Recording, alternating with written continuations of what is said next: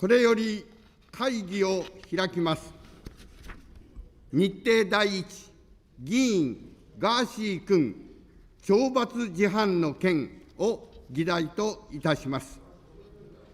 ガーシー君は本院規則第240条の規定により、自己の懲罰事犯の会議に出席することができません。まず、委員長の報告を求めます。懲罰委員長、鈴木宗男君。ただいま議題となりました議員ガーシー君懲罰事案の件につきまして、委員会における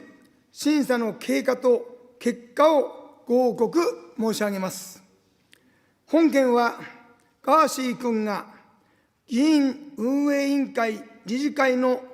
了解を得ないまま海外に滞在、正当な理由がなく、今期国会の召集に応じなかったため、議長から国会法第124条に基づく招状が発出され、これを受け取った日から7日が経過したにもかかわらず、なおゆえなく本会議に出席しなかったことから、去る8日、議長により懲罰委員会に付託されたものであります。委員会におきましては、尾辻議長から本件付託について説明を聴取するとともに、議長の説明に関連して、石井議員運営委員長から議員運営委員会理事会の経過について説明を聴取した後、ガーシー君からの申し出により、本人に代わって議員浜田聡君から弁明を聴取いたしました。次いで委員外議員日本維新の会の清水君から意見表明が行われた後、討論に入りました。討論においては、自由民主党を代表して牧野理事、立憲民主・社民を代表して田名部委員、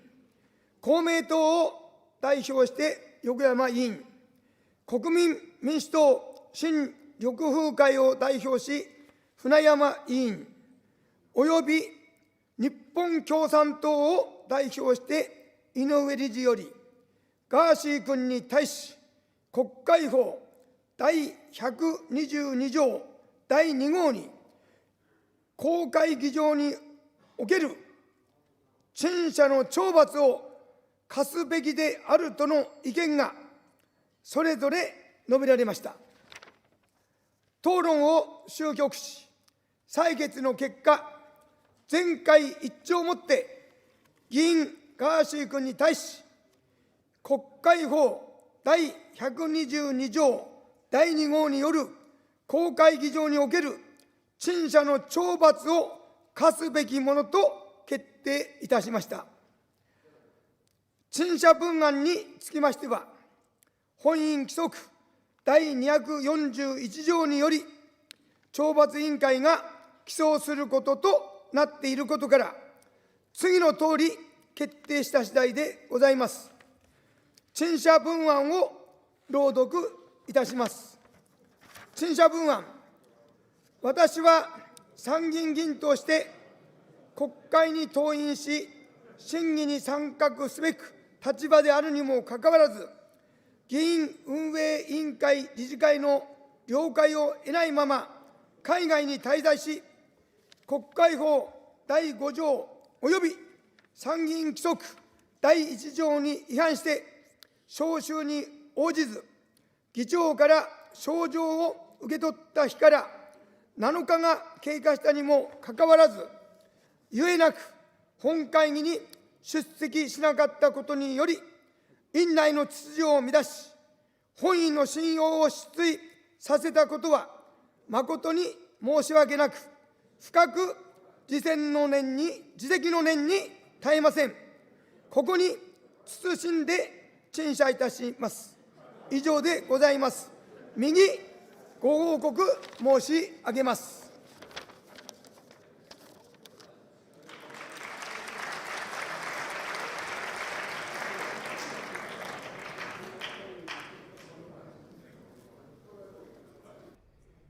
ガーシー君から本院規則第240条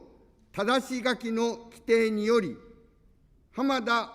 聡君をして、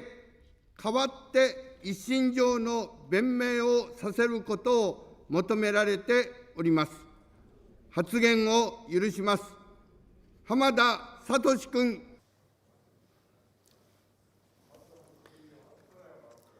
NHK 党の浜田聡です。同会派所属同僚であるガーシー議員が国会欠席を続ける理由について、この場で私が弁明申し上げます。冒頭、この本会議では不規則発言、いわゆるやじは慎むべきものと承知しておりますが、平素より改善が求められている雰囲気を私は感じません。したがって私の発言時には不規則発言は歓迎します。本題に入る前に、今回のガーシー議員の懲罰について、あまりにも請求にガーシー議員排除の旨を公言する議員が、この参議院にいることについての懸念を申し上げます。先週2月17日の報道によりますと、立憲民主党の斉藤義孝参議院国対委員長が、ガーシー議員の懲罰案について、1回で除名もやむなしだと記者団に述べたとの報道がなされました。一方で、2月13日には、元大阪府知事で弁護士の橋本徹氏がテレビ番組で次のようなことをおっしゃっておられます。主張はともかく、議員の身分は重いですよ。当選させるのも有権者、議員の地位を奪う、落選させるのも有権者、例外的に犯罪を犯したとか、そういう場合は失職もあるし、秩序を乱したということも国会内で大暴れするなりなんなりして国会の運営を妨害して国会が進まないと、この人を除名しないと国会が進まないくらいのことがあって、初めて登院停止、除名ですから、そんな簡単に議員の身分を国会議員の多数決で奪うことは許されません。おっしゃる通りだと思います。少なくとも1回で除名などという安易な考えは慎むべきです。また私は立法府に身を置く者として、国会に登院しないという理由での除名という先例にないことを行うのであれば、立法を先にすべきとも考えます。斉藤議員は立法を検討することもなく、先例にないことを請求に強引に推し進めようとしており、国会議員としての資質を欠いているのではないかと考え、先日、斉藤議員宛てに事実確認も含めて公開質問状をお渡ししましたが、回答はいただけておりません。一方で、ガーシー議員はいわゆるコラボ問題に関して、最近立て続けに数多くの質問主意書を提出しております。このコラボ問題というのは、一般社団法人が東京都の委託を受けて行っている若年被害女性等支援事業において、その税金の使途管理等に数多くの問題が指摘されているというものであります。防衛費の財源をどうするかなどの国の財政に関する議論が活発である現状において、税金の使途管理をしっかりすべきという旨のこのコラボ問題は、全国民にとって関係のある非常に重要な問題であります。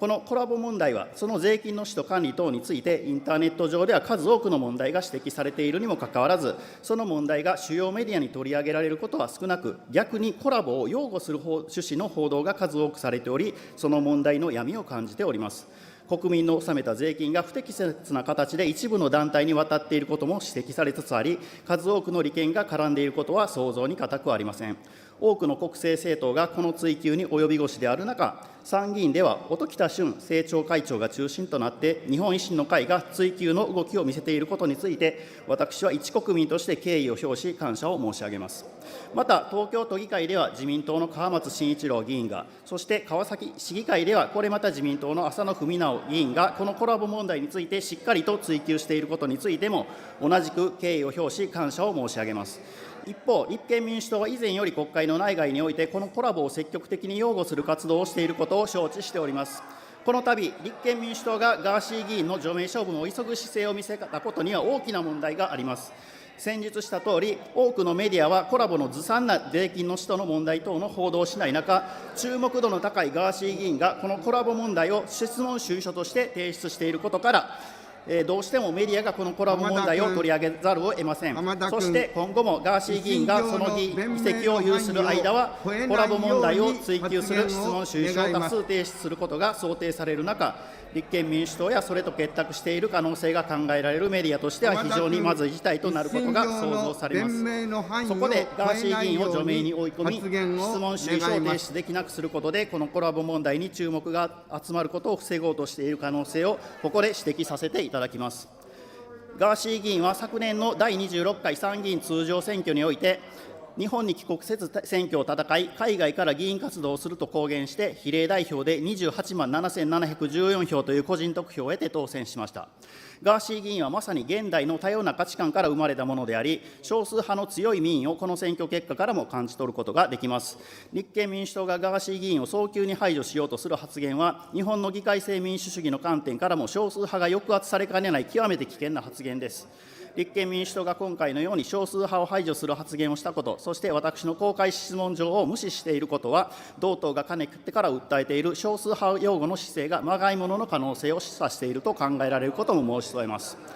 これよりガーシー議員が国会を欠席する理由について述べます。まずガーシー議員は楽天三木谷浩氏と俳優綾野剛氏によって警視庁に刑事告訴されていますが、これらは虚偽告訴であるとして、逆にガーシー議員とその関係者は両者に対して民事訴訟を提訴しております。これよりガーシー議員と三木谷浩氏、ガーシー議員と綾野剛氏の間における争いの内容について訴状を引用する形でそれぞれ簡単に述べます。ガーシー議員は昨年6月、三木谷浩氏がウクライナ人の女性を集めて違法な売春パーティーを開いたという旨の暴露をインスタグラムにて行いましたが、三木谷浩氏はこれを受けてガーシー議員を名誉毀損罪として刑事告訴しました。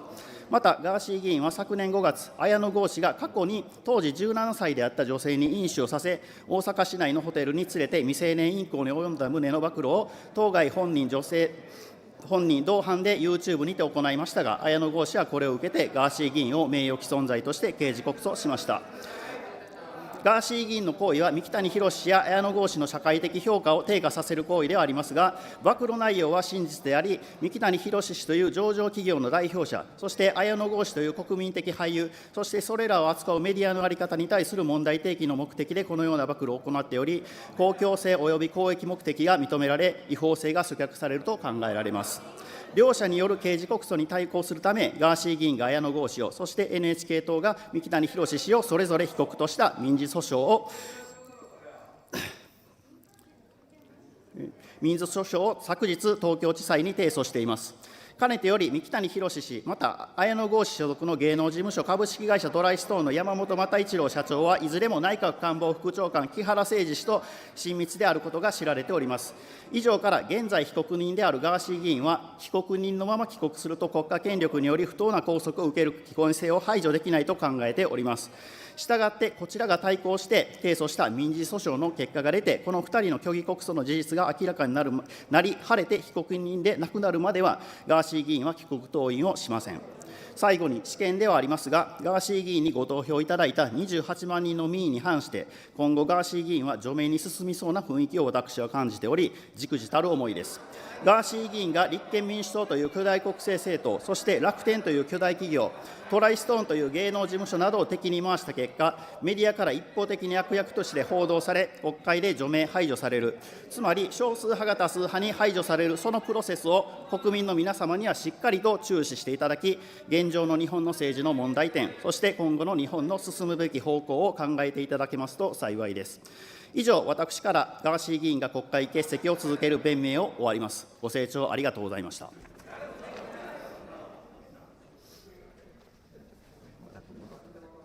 浜田君の発言につきましては、即記録を調査の上、議長において適切に措置いたしたいと存じます。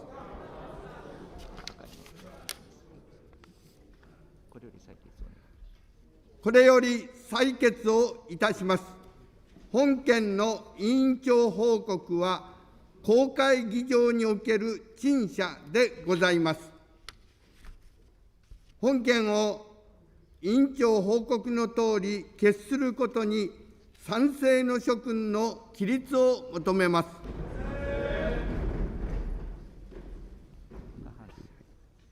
過半数と認めます。よって本件は委員長報告のとおり、公開議場における陳謝とすることに決しました。ただいまの議決に基づき、懲罰を宣告いたします。